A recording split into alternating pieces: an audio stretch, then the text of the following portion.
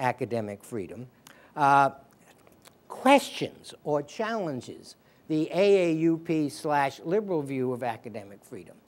The AAUP liberal academic freedom view has the merit of insisting, as did the 1915 AAUP statement on tenure and academic freedom, on insisting that if it's the case that we as academics have a freedom in our work, a freedom that is that may be denied to workers in other professions or practices, we also have an answering responsibility. And we have the responsibility to police our own shop, and especially to police our own shop in order to make sure that the work being done in classrooms is in fact academic work, and that academic standards are being maintained. What we find in Academic Freedom version number 3 is the provocative suggestion made largely by Judith Butler, but also by others, or made more eloquently by Judith Butler, that the academic norms and standards that are urged on us by the AAUP liberal types, let's keep it here, those academic standards and norms themselves should be the objects of interrogation and challenge.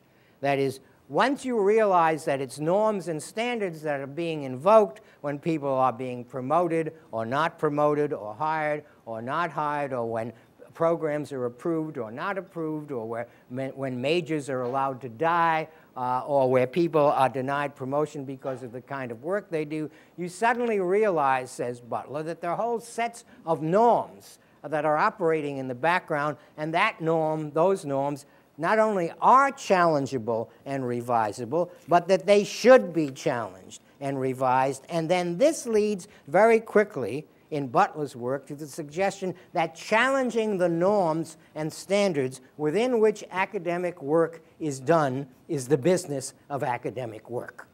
That's what we should be doing. And I think that's absolutely perverse, although an inevitable conclusion from her premises. If you look at page 3, Butler's quotations there, down at the bottom, to question existing professional norms must be part of any bona fide academic inquiry. Now, if that's taken literally, it means that at every step of any academic inquiry in which you are engaged as an academic, you should be questioning and interrogating the norms within which and routines within which you are working. This will assure, of course, that no piece of academic work ever gets done, because all you'll be doing is asking the question, and is there behind this some interest or investment that we wouldn't want to acknowledge? And once you start asking the question has its own fascination, and it becomes an extension of what has often been what has often been given as a description of post-structuralist analysis, the extension of a hermeneutics of suspicion. Everything is suspect, and especially the deans and the provosts and the presidents. They're really suspect from the word go. When Judith Judith's project is not surprisingly a theoretical project. If you take a look at page 5, one must make the case for the norms that one is using. This is the last of the quotations from Judith. And this means that one must be prepared to give reasons for their legitimacy. That is, whatever you're doing, you must at any moment be prepared to give a reason for the legitimacy of what you're doing. This has a very theological antecedent, of which I think she is probably aware. As some of you may know, when St. Peter gives the instructions for catechizing, in one of his letters, he says, and you must give a reason for your faith. Now, the reason that you give for your faith in St. Peter's discourse is a reason not from outside your faith, but a reason from within your faith, so that the reasons you give flow from your faith and then flesh it out as you give them. That's not what Judith means. The theoretical perspective she wants is a theoretical perspective from the outside. Here we have these academic practices and routines. What justifies them? You can't, on the model of St. Peter, simply re-rehearse all of the routines and procedures, because that would be just to accede to the internal structure. Instead, you must have an outside theoretical perspective. You must have a way of justifying academic work on the basis of standards that are higher and larger than academic work. And as I've said many times in print, you're never going to be able to do that. And as I say now, you shouldn't try. What you should do is do your work. Now, Judith's question, what justifies the norms and standards and therefore the freedom that we claim, is answered by the academic exceptionalists. Academic exceptionalists believe, and we can just go back to the first page, and I'll read it because I have to get to 5 very quickly. Academic freedom is exercised by exceptional beings, that is, most of you in this room. If you didn't know it before, according to this doctrine, your exception should have halos. Exceptional beings who, by virtue of training, expertise, and the scholarly temperament, produce words more valuable than the words produced by ordinary men and women. In short, academic freedom equals academic exceptionalism. So, when in a famous case in Virginia, Urofsky versus Gilmore, under state employee laws, employees of the state, which include university instructors, were required to request permission from their superiors before accessing pornography on state-owned computers, academics complained and asked to be exempt from any such requirement, even though they acknowledged they were state employees. And the reason? Why, because we're academics. The clerk shouldn't be allowed. The clerks and the secretaries and shouldn't be allowed to access pornography because they're probably doing it for base reasons. But we are academics. We don't have any base reasons. We only have high and noble reasons. Happily, the court declined, as it said, to carve out a special place for academics on the reasoning that they are a special race. But this case, Urofsky v. Gilmore, is absolutely hated by the academic freedom community because they see it quite rightly as a curtailing of the claims to exceptionalism. And finally, we get to stage 5, which is terminal. Now, one of the things that's been happening as we've gone from right to left is that the emphasis in the phrase academic freedom has shifted from academic as a limiting adjective to freedom as an all-inclusive word, with academic being just one of the temporary locations within which we seek the freedom that we are all obligated to seek. Now, I have a whole host of quotations by the academic freedom radicals who are saying, in effect, what Judith Butler only hinted at. You, that is all of us, are working in a corrupt structure, the university structure, which is embedded in a corrupt neoliberal state. And the only way in which we can operate within that structure, the only responsible way, is to work against it at every possible opportunity. And especially because our commitment is to freedom with a capital F, not to academic freedom, which is, of course, a limiting concept. Now, I'll close because I have to, but I will. I'll close by pointing out the words of Denis Rencourt, an academic at the University of Ottawa. This is on page 10, who invented something that he called academic squatting.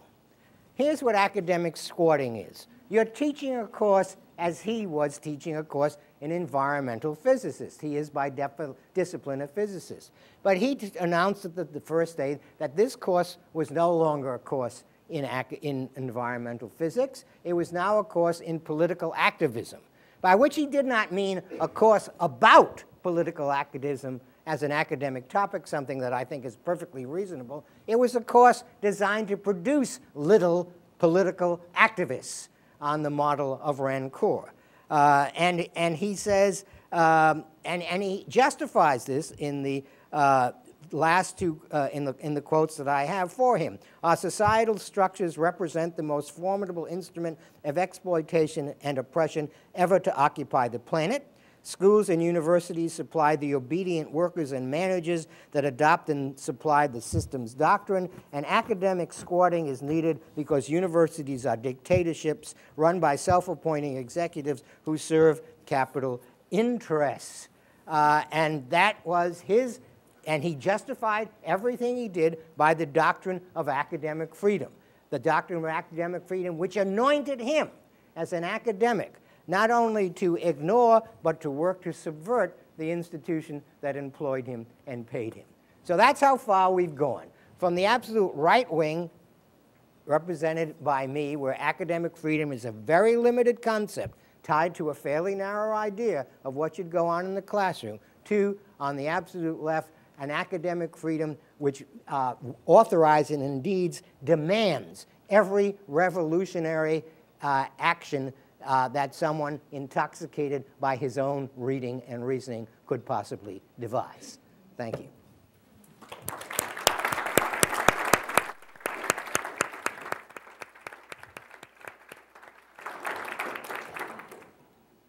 I know we all have a lot of thoughts and questions and perhaps comments.